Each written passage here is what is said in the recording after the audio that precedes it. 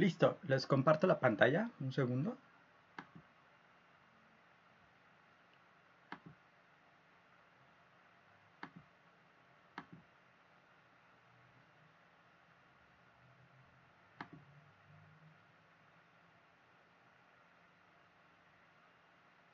Ok, entonces vamos a continuar con lo que estábamos viendo la última vez. Y bueno, ya habíamos empezado con estos modelos donde tenemos que la respuesta es una variable de tipo conteo. Entonces los modelos lineales generalizados con conteos, decíamos que se podían aplicar para cuando los datos eran, en el caso de los inputs, cuantitativos o cualitativos.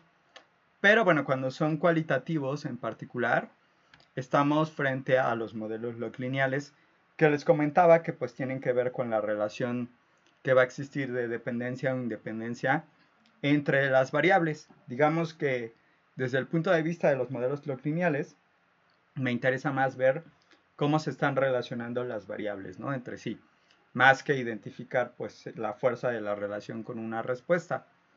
Entonces, bueno, en los datos comentábamos que los teníamos, digamos, como algo similar a lo que tenemos aquí, en donde tenemos una tabla o podemos tener una tabla de contingencia que me dice para cada posible variable cuáles son las categorías que nosotros tenemos y los conteos observados en cada combinación posible de valores de las variables explicativas. Entonces, bueno, desde ese punto de vista, aquí usábamos una notación que tenía índices indicándome los valores o niveles que toman las variables. Todas ellas pues, son variables cualitativas, por lo tanto, pues sí podemos tener este tipo de conteo. Y bueno, decíamos que hay veces que aunque no tiene los datos como un conteo tal cual, si no están agregándose las observaciones a través de conteos, bueno, no pasa nada, pues en un paso intermedio sería agregar estos datos para que ya lo tengamos como conteos. Y bueno, entonces aquí en los modelos lineales necesitamos, bueno, primero como que una notación para que podamos generalizar esto a cuando tenemos pues el número de variables que sea, ¿no? O sea, no nada más como aquí que son 3, sino las que sean, ¿no? Porque pues realmente aquí es donde puede ser como más compleja la notación si nos vamos sobre índices, ¿no? I, J, K, L, etcétera. Entonces nos conviene pues hacer algunas especies de modificaciones y como introducción de notación. Entonces bueno, justo es como con lo que voy a empezar. Bueno, entonces ya sabemos que en el modelo lineal se trata de ver cómo se están relacionando variables con los conteos y en particular todas las variables que vamos a tomar, que serían como nuestros inputs, serían de tipo categórico, ¿no? Entonces vamos a denotar como NI al valor del conteo que vamos a tener para una celda específica. Esta celda pues correspondería justo a una combinación específica de valores de las variables.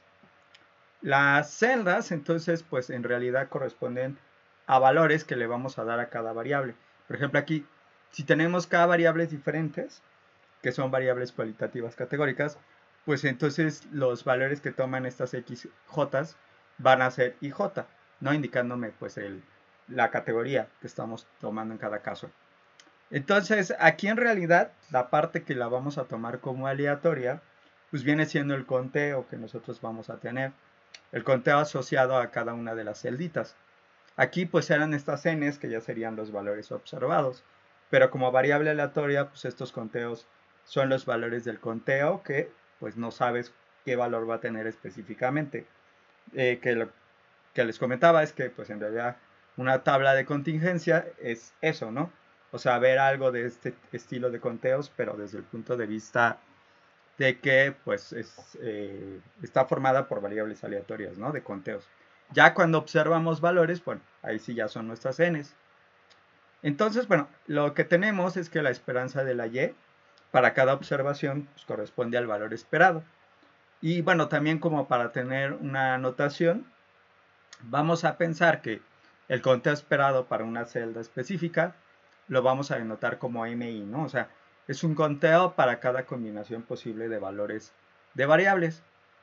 Y bueno, aquí pues vamos a tener todas las combinaciones y entonces pues desde un punto de vista como aquí una tabla sencillita, pues podemos saber cuántas celdas tenemos, ¿no? Por ejemplo, aquí 1, 2, 3, 4, serían 8, ¿no?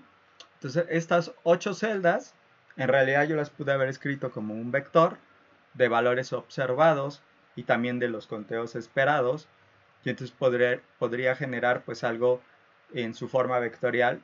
Si pensamos en los conteos esperados para todas las distintas celdas, pues tenemos nuestro vector de conteos esperados y de igual forma podemos tener nuestro vector de conteos observados. Entonces, en realidad nosotros lo que estamos haciendo pues, es como representar nuestro modelo lineal generalizado basándose en estos vectores de conteos esperados. Y entonces, bueno, dependiendo de la tabla de contingencia, pues va a ser la dimensión de estos conteos esperados y observados.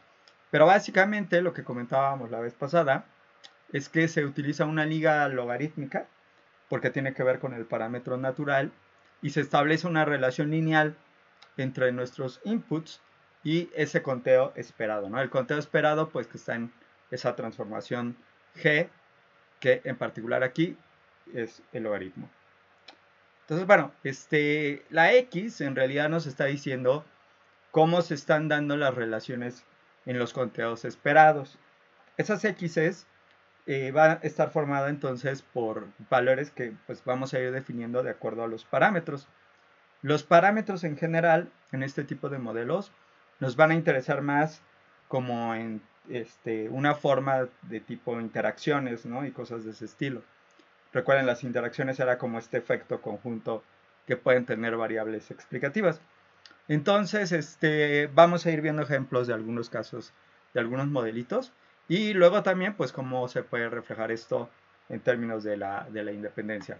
Entonces, es que no veo aquí abajo, perdón, pero ahí medio me imagino. Ah, ya se está actualizando.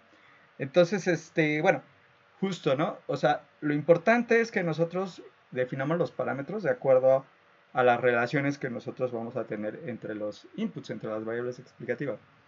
Entonces, ay, como que se quedó ahí pasmado. Perdón, tengo muchas pestañas abiertas y luego se tarda. Y bueno, básicamente dependiendo de cuáles son esas variables que nosotros vamos a, esos parámetros que nosotros vamos a incluir, pues va a ser cómo nosotros vamos a estar, me voy a regresar porque, cómo nosotros vamos a estar como entendiendo las relaciones, ¿no? Que va a haber. Entonces, bueno, aquí pues hemos introducido esta notación y luego pues vamos a ver que los parámetros también los vamos a dar con otra notación. Aquí el parámetro, pues justo lo que quiere representar es la interacción que estamos nosotros dando, ¿no? En términos de ciertas variables, ¿no? Que serían variables cualitativas. Entonces, bueno, en el caso general yo lo voy a denotar como algo que se va a ver como UA y A. Ahorita hablamos de qué es cada cosa, ¿no? En el caso de UA y A, pues la A es el subconjunto de variables con las que vas a ver una interacción. Por ejemplo, podría ser la interacción entre X y Y en el caso de esa tablita que tenía con 3 variables. Y bueno, el valor IA que tenemos aquí adentro es como el valor que toman esas variables que tenemos dentro de A. O sea, por ejemplo, en el caso de XY, pues los valores que están tomando esas dos variables X y Y. Entonces, bueno, esto es como una notación general en la cual dependiendo de quién sea A, pues va a ser exactamente quiénes son los valores IA que vamos a tener. Y bueno, en el ejemplo anterior, como les decía, X, Y y Z, pues en realidad corresponden a celdas de la forma IJK, donde I es el valor de X, J el de Y y K el de Z. Y entonces podemos denotar algo como el UXY, indicando que sería el efecto principal de la variable X cuando toma el nivel Y o el valor Y. Y de forma similar podemos dar una interacción entre dos variables, ¿no? Por ejemplo, UYZ para valores de Y y de Z, J y K. Entonces, esta es una interacción de primer orden porque tenemos dos variables. Y bueno, esto es como una notación donde estamos dejando más explícito, ¿no? Qué significa cada cosa dentro de nuestra interacción. Pero bueno, en esta notación más como general y algebraica, digamos que cada una de estas dos posibilidades se va a poder pues, expresar como un UAIA, donde la A pues, correspondería al valor específico, bueno, más bien al conjunto específico de variables que están involucradas en el efecto principal o interacciones. En el caso del efecto principal es X y en el caso de esta interacción pues es YZ. Y aquí nosotros pues tenemos que IA correspondería a la parte de la celda que nosotros estamos estudiando, que corresponde pues a la variable que está en A, en este caso X. Entonces correspondería al valor I de las tres posibles, los tres posibles valores, ¿no? Que tenemos, que son I, J, K. En cambio, en la interacción, pues esta IA corresponde a los valores posibles de nuestra celdita IJK, que corresponden a Y y Z, ¿no? Entonces, así podemos denotar cualquier tipo de interacción. Dependiendo del conjunto, pues son cuáles son las variables que tenemos involucradas en la interacción. Bueno, en el caso ya como más general, pues entonces vamos a tener justo un conjunto de variables, ¿no? Las variables categóricas que nosotros tengamos. O sea, pueden ser 2, 3, 4 o las que sea. Entonces ahí tienes el conjunto de las variables. Ahora podemos tomar un subconjunto específico de las variables. Por ejemplo, en los ejemplos de arriba, en uno tomé a X y en otro tomé a XY. Entonces, estos subconjuntos de variables, pues al final van a tomar estos valores que tomaría, pues digamos, el subconjunto, ¿no? Que sería como si tomáramos una rebanada de la tabla de contingencia y solo nos fuéramos sobre algunas de las variables. Entonces, a eso le voy a denotar como IA, ¿no? El valor que nosotros estamos tomando para solo cierto subconjunto.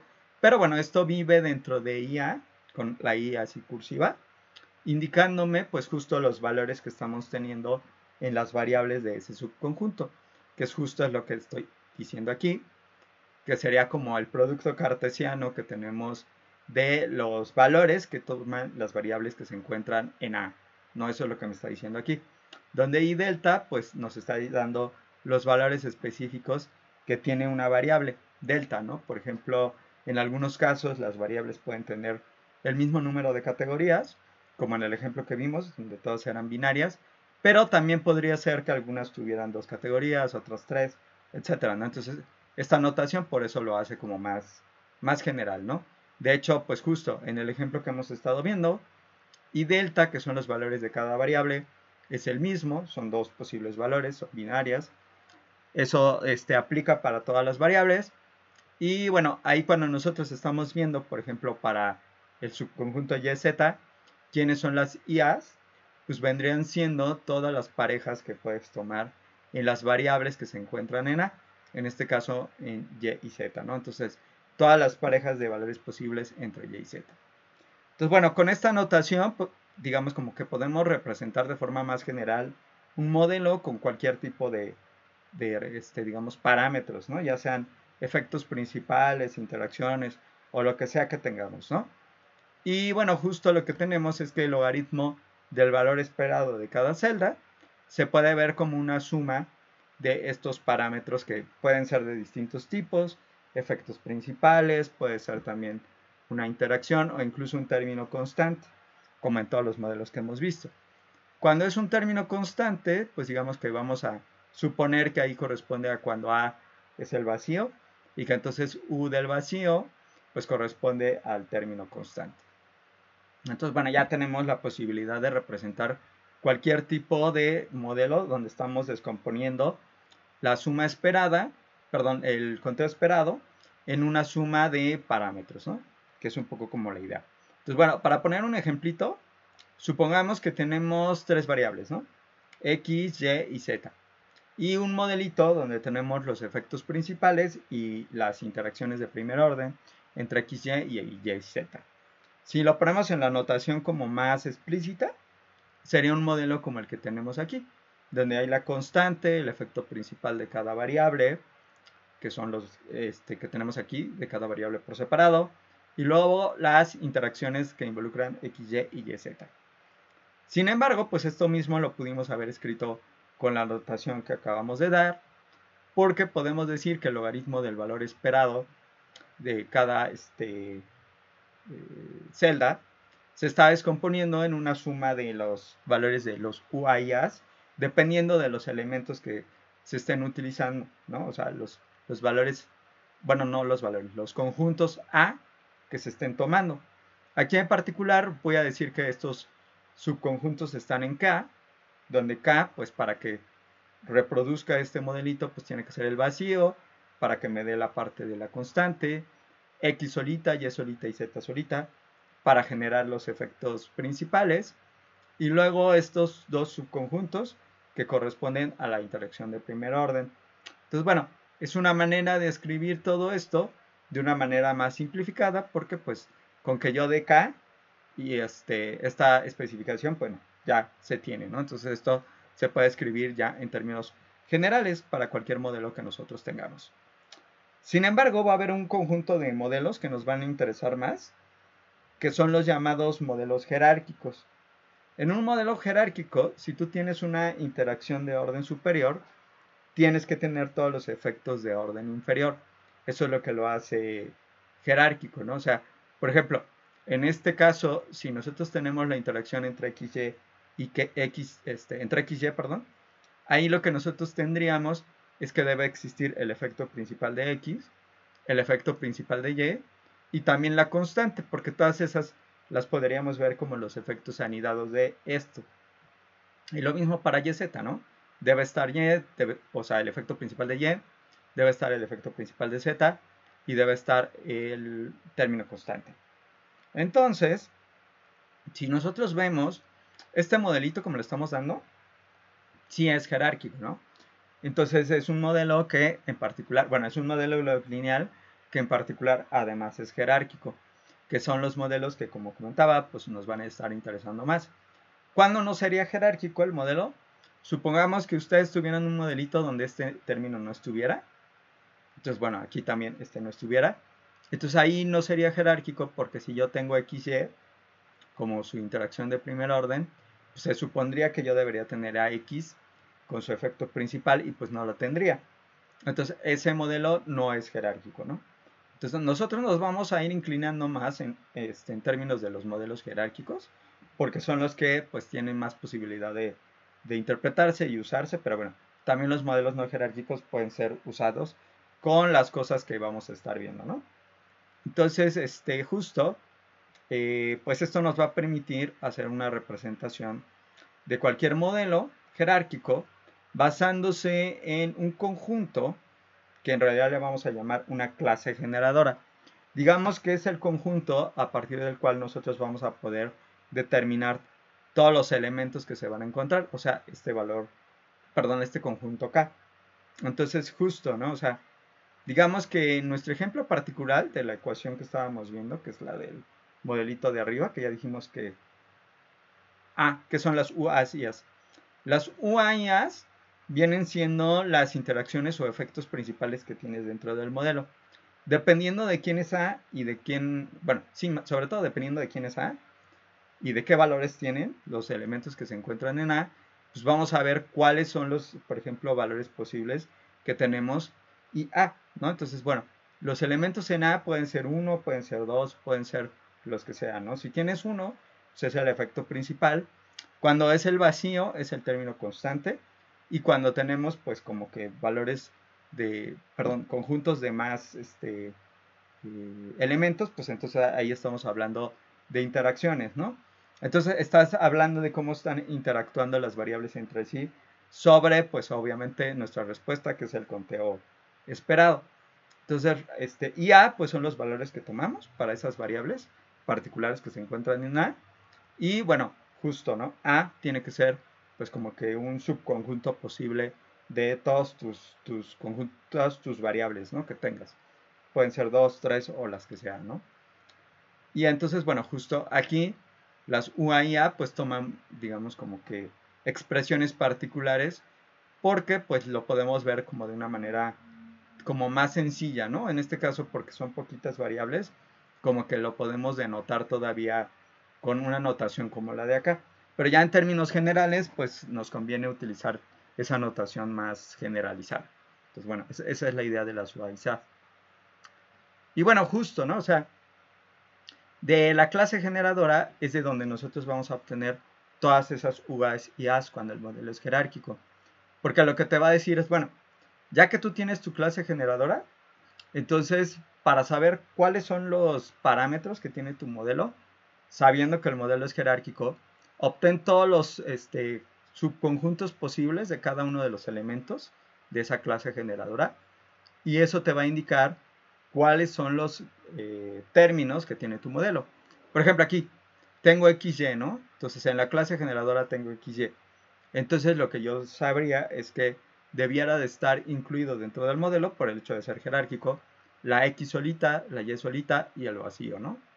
La YZ también, ¿no? Debería estar Y solita, Z solita y la interacción. Entonces, como que de esta clase generadora, que es una forma mucho más reducida, nosotros ya vamos a saber cuáles son los elementos de los que está formado nuestro modelo, ¿no? O sea, no es necesario decir como de forma explícita toda la expresión completa, sino solo la clase generadora y de ahí ya sabrías, ¿no? Cuáles son las distintas interacciones y los distintos efectos que vas a tener dentro del modelo. Entonces es una manera simplificada de poder denotar modelos y bueno, también de poder usar como que una notación más simple, ¿no? Y entonces, bueno, aquí nada más otra vez como que voy a repetir esto porque pues, puede ser un poco confuso. La clase generadora está formada por subconjuntos de las variables, como aquí, ¿no? X, Y, Z. Y digamos, los parámetros explícitos que tú vas a obtener está formado por todos los subconjuntos que se obtienen en cada uno de los elementos que tenemos en la clase generadora.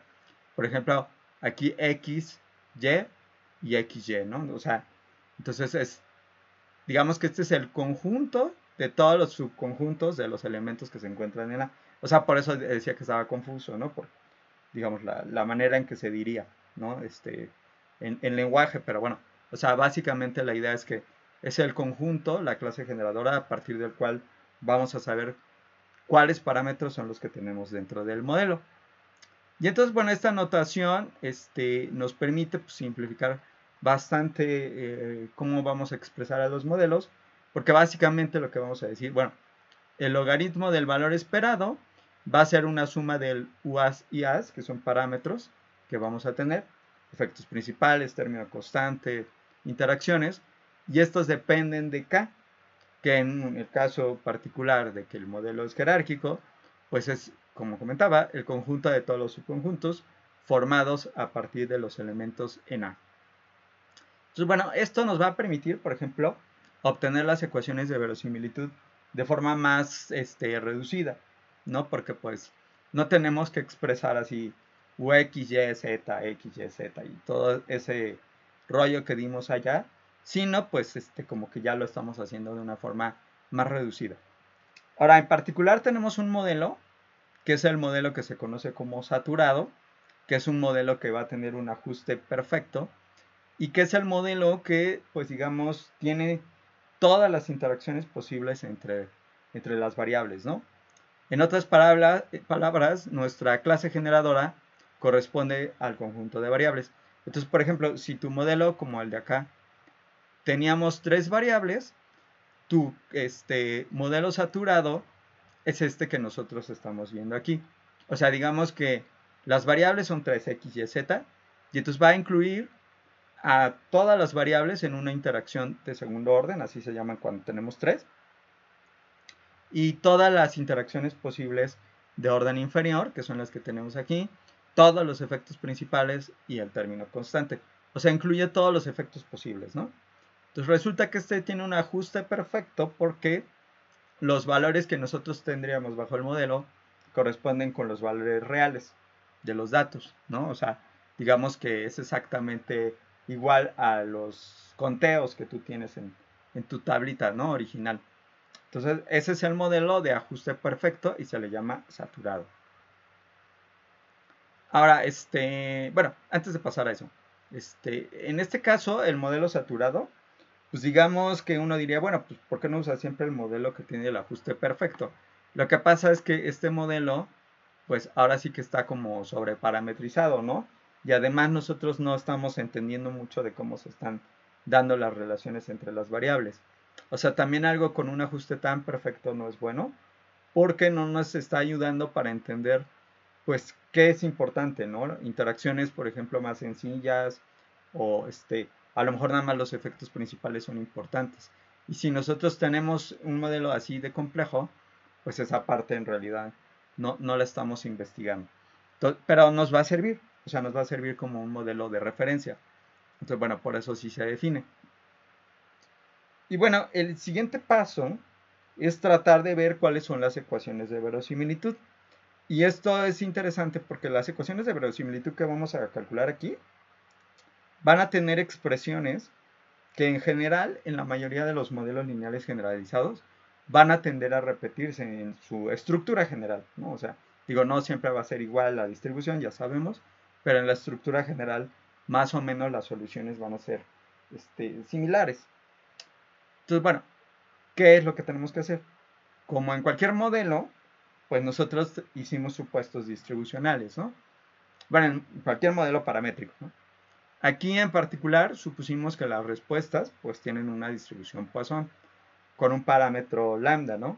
Aquí en particular, como nosotros sabemos que la distribución es Poisson, el valor esperado corresponde con el parámetro. Eso es general, ¿no? De la distribución Poisson. Y entonces por eso aquí yo estoy dando explícito que la distribución Poisson tiene media que corresponde al conteo esperado de la celdita, ¿no? Este es el valor de la variable, bueno, más bien la variable aleatoria del conteo para la celda I, y este es el conteo esperado de esa celda I, ¿no? Entonces, justo en una Poisson, pues tenemos esa relación. Entonces, pues de ahí lo único que tenemos que hacer es como que escribir cuál es la distribución Poisson. Digo, ahí ya sabemos la expresión general de la distribución Poisson, que nos sirve para conteos, que está definida para los valores que corresponden a parámetros que son mayores o iguales que 0. Y entonces, bueno, aquí podemos calcular la probabilidad de que la y, o sea, el conteo como variable aleatoria, toma un conteo observado, ni, usando la notación que ya hemos visto. Y bueno, de acuerdo a la distribución Poisson, pues es el parámetro, la lambda elevada al valor que toman a la variable aleatoria, la exponencial de menos la lambda, que es mi, entre ni factorial, ¿no? Entonces, esta es nuestra distribución. Ya tenemos la distribución, digamos, ¿no? Y a partir de ahí, pues ya podemos construir la verosimilitud. Ahora solamente como notación, que de alguna manera ya la habíamos puesto para el caso de estas celdas marginales que habíamos dado arriba, las IA que habíamos dado arriba, pero bueno, resulta que si tomamos todas las variables al mismo tiempo, vamos a tener un conjunto que va a ser que son todos los posibles valores que van a tomar las variables. O sea, en otras palabras, estas son como todas las celdas posibles, ¿no? Que nosotros tenemos. Y que sería el producto cartesiano de los niveles que toma cada una de las distintas variables que tenemos en nuestros datos. Entonces es un producto cartesiano y que te está diciendo los valores posibles en todas las celdas. Entonces, bueno, esto lo estoy definiendo así explícito para que nosotros ya podamos calcular la verosimilitud. La verosimilitud, bueno, ¿qué hacíamos en la verosimilitud? Pues teníamos que calcular la distribución conjunta, ¿no? O sea, yo sé que la distribución de cada y, pues es una distribución Poisson, y bueno, voy a asumir que son independientes, ¿no? Entonces los conteos de cada celda son independientes de los conteos de otras celdas. Por lo tanto, pues podemos escribir la verosimilitud a través del producto de la función que nosotros tenemos asociado al conteo, ¿no? En cada celdita. Es decir, el producto sobre todas las posibles celdas de estos valores que tenemos aquí. O sea, no estoy haciendo nada más que usar la independencia entre las distintas observaciones que son los conteos, y bueno, usarla que la distribución es Poisson. En algún punto pues tengo que incorporar el modelo. Entonces, bueno, justo ese es el siguiente paso, ¿no? O sea, el modelo, digamos que lo que te está diciendo es cómo estoy descomponiendo el logaritmo del conteo esperado en un montón de parámetros, ¿no? ¿Qué tantos parámetros sean o pocos parámetros sean? Pues depende de las UAs y AS que tenga, ¿no? O sea, de los elementos en este K. Pero bueno, en general, pues, digamos, vamos a tener esa descomposición. Entonces, pues lo que tenemos que hacer, como lo hacemos usualmente en estadística, es maximizar esto o su logaritmo. En este caso, pues como en muchas cosas que se ven, es más fácil trabajarlo a través del logaritmo, ¿no? Entonces, aplicamos el logaritmo de la función de verosimilitud y vamos a tener, pues entonces, el logaritmo del producto, que es la suma de los logaritmos. Por propiedades del logaritmo sería ni por el logaritmo de mi, y luego vendría la parte de nuestro logaritmo de la exponencial, que es la menos mi, con la misma suma que ya teníamos de la parte del logaritmo del producto. Y finalmente la última parte, que es esta que tenemos en el denominador, que de ahí viene el signo menos. Y bueno, en ese caso pues ya tenemos nuestra verosimilitud, ¿no? La verosimilitud pues es esta. Y bueno, aquí donde uno se preguntaría dónde están los parámetros, pues justo los parámetros están incluidos aquí, ¿no? O sea, en el logaritmo de mi es donde nosotros tenemos ya de forma explícita los parámetros, las u's y a's, ¿no? Que tenemos dentro del modelo. Entonces, bueno, justo, ¿no? O sea, si es una log verosimilitud que depende de los parámetros, que son los que queremos nosotros tener, ¿no? Entonces, ahí pues hacemos esa liga, ya tenemos la log verosimilitud.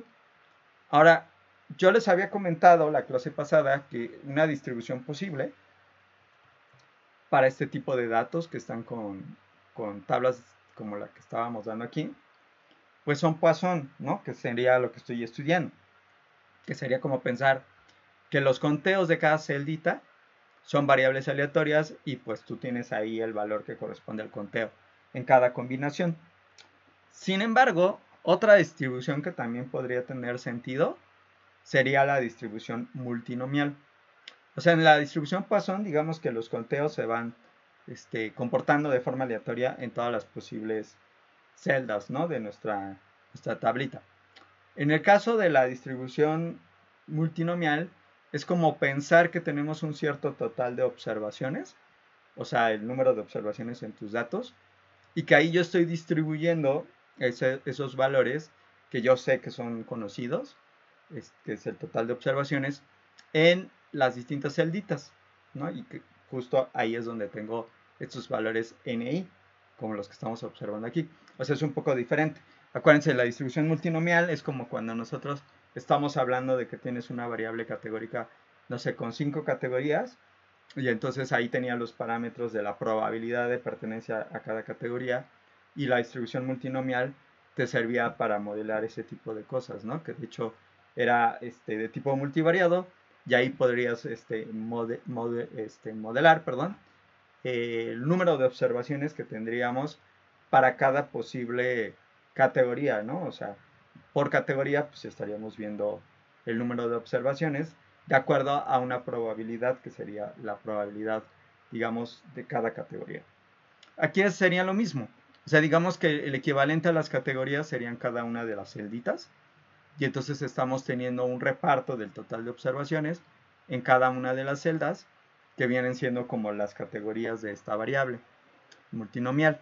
Entonces, bueno, también tiene sentido. La diferencia entre una y otra es que en la Poisson pues no estás pensando que el conteo sea conocido, el conteo total que sea conocido, sino es un valor que se calcula de forma aleatoria, porque pues depende de que cada observación en las celdas pues, es aleatoria. Entonces, bueno, esa es la diferencia. Pero resulta que si ustedes utilizan la distribución multinomial, más o menos como ahorita se los he explicado, van a obtener una verosimilitud que va a ser proporcional a esto que tenemos aquí, que es, digamos, una manera de escribir a la distribución multinomial basándose en estos valores esperados. Ahora, desde el punto de vista de lo que queremos optimizar, que sería la parte que pues involucra las MSIs, porque ahí es donde está el parámetro o los parámetros del modelo, pues esta cosa que tenemos de este lado es como si fuera una constante, o sea, desde el punto de vista de la M, pues esto no tiene nada, ¿no? De información. Por lo tanto, esta parte de aquí la podríamos olvidar y entonces no utilizarla, ¿no? Dentro de nuestro procedimiento. Y bueno, entonces lo que va a pasar es que como, si se fijan, pues esta estructura y esta estructura son más o menos iguales, o sea, lo que se diferencia es esta parte que luego genera esta parte, pues justo lo que ocurriría es que en ambos tipos de distribución El kernel, o sea, aquello que pues no está dependiendo de constantes en la verosimilitud, tiene esta forma que estamos viendo aquí. O sea, básicamente lo que hice es aplicar el logaritmo, me quedaría con esto en el caso Poisson, y en el caso multinomial pues aplico el logaritmo aquí y pues igual me quedo con solamente esta parte, ¿no? Entonces, sin importar cuál es la distribución que asuma, estoy obteniendo exactamente lo mismo, ¿no? Que sería esta suma que estamos viendo aquí. Y esta sería la log verosimilitud, la parte que yo tengo que o quisiera optimizar, ¿no? Para encontrar estos, pues digamos, los conteos esperados, que serían los óptimos, porque son los que pues están resolviendo el modelo. Y bueno, justo, ya llegamos a lo que hay que optimizar. Por aquí, pues todavía nos falta pues ver cómo hacerlo, ¿no? Para determinar cuáles son las ecuaciones de verosimilitud. Aquí solamente hemos definido quién es nuestra verosimilitud basándose en el supuesto distribucional Poisson o multinomial. Y bueno, para que se entienda mejor la fórmula que va a salir, aquí hay que introducir otra notación y que tiene que ver con unos conteos marginales. Entonces, digamos, estos conteos marginales viene siendo como el total de observaciones que tenemos para una combinación particular de valores de algunas variables. Por ejemplo, si nosotros estamos en nuestra tablita sencillita, la que tenemos aquí, ustedes hacían cosas de este estilo, a lo mejor sin darse tanto cuenta que eran conteos marginales. Pero, pues, por ejemplo, cuando aplicaban la distribución, perdón, la prueba G cuadrada, pues en algún punto ustedes hacían la suma del total de observaciones, ¿no? Y ahí, justo, ¿no? Si nosotros calculamos el total de observaciones para el valor de X que vale 1, sería como sumar todos estos valores, ¿no? Y entonces ya tendrías como que el conteo, digamos, marginal asociado al valor de la variable X cuando vale 1. De igual forma, ustedes podrían haber hecho el cálculo para, no sé, cuando tuvieran una combinación específica de XY, de XZ mejor, que X valga 1 y que Z valga 1, ¿no? Por ejemplo. Entonces ahí lo que ustedes podrían hacer es moverse sobre el valor que toma la y entonces pues ahí el conteo marginal para valores X1 y Z1 sería la suma de esto más el valor que correspondería a cuando esta cosa cambia y este X y este Z se quedan igual, que sería N111 más N121, ¿no? Muy parecido a lo que hacían pues, cuando calculaban probabilidades marginales o distribuciones marginales, ¿no? O sea, básicamente es como marginalizar. Entonces, justo, el conteo marginal pues viene siendo eso, pero bueno, en términos de los conteos, ¿no? Entonces, con esta notación pues estoy indicando eso, ¿no? Sería como que el conteo marginal para un conjunto de variables específicas, en mis ejemplos, pues por ejemplo, utilicé la X y utilicé la XZ, el conteo marginal de ciertas variables y que tomen un valor específico de esas variables, ¿no? Y entonces lo que te dice esto es, bueno, suma todas las celdas siempre y cuando en las variables que te interese, pues tomen el valor que tenemos aquí adentro. Eso es lo que me está diciendo esta notación, que es ese conteo marginal, ¿no? En otras palabras. Y entonces, bueno, como lo que les comentaba en el ejemplo, ¿no? Si tenemos X, Y, Z y queremos el conteo marginal para Y y Z, pues entonces ahí lo que necesitamos es hacer la suma de los conteos observados sobre todas las variables que no son Y y Z, que en este caso pues solamente es X. Y pues ya tengo esto, que sería justo como aquí. Estoy sumando los conteos observados sobre algunas celdas. ¿Cuáles celdas? Pues son aquellas siempre y cuando pues tengamos el valor Y y Z y movamos todo lo demás, ¿no? Y en este caso la X. Entonces, bueno, este es mi conteo marginal particular para YZ en valores particulares. Pues ya nada más sería cuestión de verlo pues, de forma explícita, ¿no? Si por ejemplo decimos, bueno, Y y Z en particular, pues me interesa cuando toman el valor 1 y 2, entonces pues lo que tengo que hacer es sumar sobre todos los posibles valores que toma la X, que son 2 nada más, 1 y 2, y entonces, perdón, 1 y 2, y de ahí entonces tener la suma marginal, ¿no? Entonces, esa suma marginal, de hecho, También teníamos cosas parecidas cuando calculábamos cosas relacionadas con diseño experimental, que calculaban los totales marginales y los promedios marginales y todas esas cosas, pues también tenían este tipo de, de cosas, ¿no? Y bueno, de hecho, ahí en ese caso, cuando hablábamos de diseño experimental, pues era donde dábamos un puntito, ¿no? Para indicar que sumabas sobre todos los posibles valores de la entrada, ¿no? En este caso, la primera. Pero bueno, ya sea que lo entiendan con el punto o como sea, los conteos marginales son importantes porque van a estar involucrados dentro de la solución que vamos a tener de las ecuaciones de verosimilitud. Por eso es que es importante pues como que tener idea de qué se trata, ¿no? Los conteos marginales en este caso son observados de los valores que tú tienes con tus datos y que ya tienes los conteos observados, pues de ahí estamos calculando estos valores marginales. Y bueno, así como podíamos definir estos conteos marginales para los valores observados, también los podemos generar para los conteos esperados, ¿no?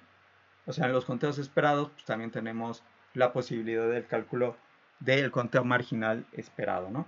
Justo nuestra solución que vamos a tener a las ecuaciones de verosimilitud va a involucrar tanto a los conteos observados como a los conteos esperados. Perdón, como a los va a involucrar a los conteos marginales observados como a los conteos marginales esperados. Entonces, bueno, aquí pues lo único que hemos hecho es ver cómo más o menos sería la verosimilitud. Pero no hemos introducido el modelo. ¿Cómo introducimos el modelo? Pues justo el modelo está aquí, ¿no? En la parte de cómo se está relacionando a MI con los parámetros. Y bueno, ya sea en escala logarítmica o no, en escala logarítmica tú tienes que el logaritmo de MI es la suma de las UAs y As, quienes sean que sean, ¿no? Ahí nosotros pues justo lo vamos a tener como que en un caso como muy general. O sea, en el caso, por ejemplo, del modelo saturado, esa suma de las UAs y As son todas las posibles que podemos tener, ¿no? Por eso aquí lo estoy denotando como A subconjunto del conjunto de todas las variables. Y que justo por eso les había dado esa expresión, ¿no? De UXYZ con su interacción y todas las posibilidades de interacciones de orden inferior, etc. Pero bueno, entonces, ¿sobre qué suma esta UA? Pues dependerá del modelo. En el saturado pues son todos los subconjuntos posibles de tus variables. En el modelo lineal jerárquico, pues dependería de cuáles son los elementos que tenemos en K, que es el conjunto de todos los subconjuntos de la clase generadora. Y bueno, ya en general, pues esta suma la podríamos dejar incluso libre porque pues, depende del modelo cuáles serían estos humanos, ¿no? Que tendríamos. Pero justo aquí es donde están los parámetros. Y esta es la parte pues, donde tenemos nuestro modelo lineal generalizado. Y eso es lo que tenemos que enchufar a nuestra log verosimilitud para poder obtener los estimadores. Entonces, bueno, de cualquiera de las expresiones que tengamos, pues entonces el logaritmo de MI está involucrando a nuestros parámetros. O bien, la MI, si lo vemos como la MI solita, pues sería que MI es la exponencial de la suma de los parámetros. O sea, MI o el logaritmo, pues involucran parámetros. Por lo tanto, pues ahí es donde tenemos justo la parte de nuestro modelo y donde tenemos que buscar el óptimo. Entonces, aquí, bueno, ¿quién sería ya nuestra expresión una vez que introducimos a los parámetros? Pues es lo que estamos dando aquí. O sea, teníamos que ir a la suma de NI multiplicada por el logaritmo de MI, pero el logaritmo de MI es esta descomposición que tenemos. Aquí lo puse en términos generales con el modelo saturado, no solamente como para indicar pues sobre qué as voy a funcionar, pero en realidad podría funcionar esto para cualquier modelito, ¿no? Que nosotros pudiéramos tener. Y luego lo que me decía la verosimilitud, o la log verosimilitud, es que tomara menos la suma de las MCs sobre todas las celdas posibles, ¿no? Pero bueno, en mi caso particular, en la MI también está entrando nuestro modelo, porque ahí pues es donde tenemos que MI es la exponencial de esta suma. Entonces, bueno, ¿qué estoy haciendo aquí? Pues simplemente sustituyendo el modelo y ya poniendo de forma explícita los parámetros, ¿no? Adentro del modelo. Entonces, bueno, esto de aquí, pues digamos que sería nuestra log verosimilitud ya más explícito, donde ahora sí ya estoy diciendo quiénes son los parámetros que estoy involucrando dentro del modelo, ¿no? Ahora, en este caso particular, pues les decía, estamos hablando del modelo saturado, por eso estoy sumando, bueno, por eso estoy tomando el conjunto sobre todos los subconjuntos de las variables posibles, pero bueno, lo podríamos ir modificando. Y bueno, aquí ya solamente va a ser cuestión de empezar a, con álgebra básica, empezar a simplificar un poquito esta expresión para que sea más fácil derivarla. O sea, al final, como en todos los casos de que tenemos verosimilitud o log verosimilitud, lo que queremos es encontrar dónde se están optimizando los parámetros. Y entonces para ello, pues vamos a derivar en algún punto. Nada más que en este caso, pues nos va a convenir escribir de otra manera la formulita de la log verosimilitud para que sea más fácil de verlo. Y bueno, de aquí, digamos, como un paso muy sencillo de ver, de cómo esta expresión puede cambiar, es decir, bueno, aquí lo que yo tengo no es cierto, es este paso del que estoy hablando. Aquí lo que yo tengo, pues es que desde el punto de vista del modelo, esta primer suma, por ejemplo, pues puede intercambiarse los sumandos. ¿Por qué? Porque pues básicamente lo que nosotros tenemos es que aquí es una doble suma sobre valores finitos y entonces podemos intercambiar la i con la a, ¿no? Entonces estos valores se pueden intercambiar. Digamos, este es el primer proceso que podemos hacer, que sería el procedimiento más sencillo, ¿no? Entonces de esta expresión podemos pasar a la misma, pero intercambiando estos de esta forma, ¿no? Y la segunda expresión, de la que voy a hablar más bien ya mañana con más detalle, pues va a ser justo la que nos va a permitir tener la forma, que ya sería la que es sencilla de derivar. Porque vamos a demostrar a partir de esto, y usando esta igualdad que tenemos aquí, que esta expresión se puede expresar de esta otra manera, que si nos damos cuenta, pues es muy parecida a lo que teníamos aquí, con el intercambio como el que vimos ahorita, entre la A y la otra parte, pero si nos damos cuenta aquí no estamos sumando ya sobre todas las celdas, sino estamos sumando sobre todas las celdas marginales. Entonces, bueno, hay que ver por qué es cierto que de aquí se llega a esta de acá, y ya de aquí pues hacemos la derivada y nos van a quedar nuestras ecuaciones de verosimilitud que tendríamos que resolver. Entonces, bueno, mañana justo voy a retomar esto de las ecuaciones de verosimilitud y se van a dar cuenta que pues va a salir una expresión que puede sonar un poco rara, pero que al final es algo que va a ser bastante en común en muchos de los modelos lineales generalizados. Entonces, bueno, mañana pues justo continuaríamos con la parte de la log verosimilitud. Pero bueno, no sé si tengan alguna duda, digo, independiente de la anotación que está horrible. O sea, en general, pues más o menos que hayan entendido la idea. No sé si tengan alguna pregunta. ¿No? Ahí va, más o menos. Ok, vale. Pues entonces, mañana continuaríamos, vamos avanzando con esto. Y entonces, pues ya en algunas clases vamos a entrar también en la parte práctica. Entonces, bueno, nos veríamos mañana y cuídense mucho y buenas noches. Hasta mañana, bye bye.